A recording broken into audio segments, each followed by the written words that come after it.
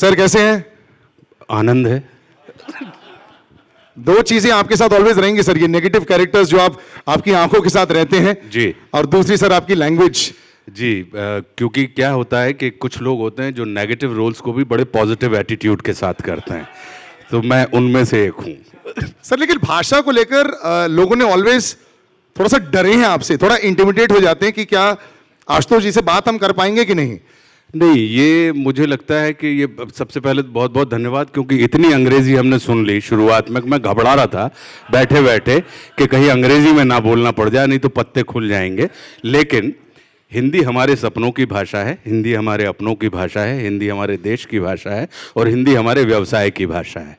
तो हिंदी हमारी आवश्यकता भी है, आदत भी है, मजबूरी भी है, संस्कृति भी है, तो फिर इसमें डरना क्या। सर दूसरे पर्सन को डर लग जाता है सर, आपसे नहीं डरे, आपके सामने जो खड़ा रहता है वो डर सकता है सर। हाँ, अगर अब जिस भाषा में हम सपने देखते हैं, अगर उसी भाषा में डरने लगे तो फिर मुझे लगता है कि हम अपने ही सपनों से डर रहे हैं। ये रोल जो है सर एक अलग किस्म का रोल लग रहा है, हर कोई एक्साइटेड है इसको देखने के लिए। थोड़ी देर में हम ट्रेलर भी दिखाएंगे।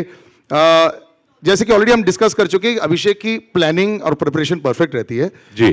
तो थोड़ा इसके बारे में बताएं before we see the promo. देखिए, अभिषेक चौबे को अगर हम आजकल इनिशियल्स का दौर चलता है तो A for Abhishek and C for Chaubey, तो एसी, तो एसी अगर इनको कहा जाए तो मुझे लगता है कि ये उन व्यक्तियों में से हैं कि जैसी एयर वैसी कंडीशन, इसलिए इनको एसी कहा जाता है। तो अभिषेक चौबे अपने आप में पूरे तैयार होते हैं, एक्टर्स को कुछ काम नहीं करना पड़ता है।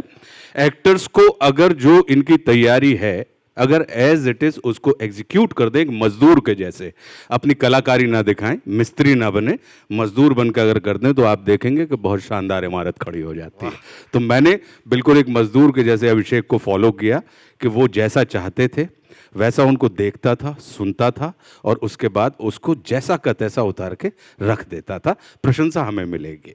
Super, high praise once again. Before we show promo, control freak है क्या? अगर बिल्कुल नहीं, नहीं बिल्कुल नहीं। ये सबसे बड़े अभिषेक को आप लोकतांत्रिक तानाशाह मान सकते हैं।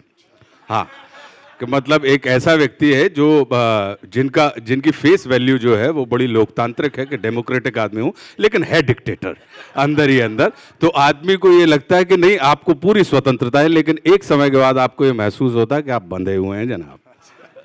जितना बता सकते हैं अपने कैरेक्टर के बारे में सर, एक आध लाइन अगर आप सुना दें। मुझे लगता है कि बताने की जिम्मेदारी अभिषेक की है, और जैसा कि आपने देख ही लिया, ये ज़रूर कहूँगा कि एक एक्टर के बाद मैं उन भाग्यशाली लोगों में से हूँ जिसको दुश्मन, संघर्ष और अब सोन चिरैया जैसी फिल्मों में और इस किस्म के गुज्जर के जैसे कैरेक्टर्स करने के मौके मिले हैं, जो अपने आप में कल्ट होते हैं।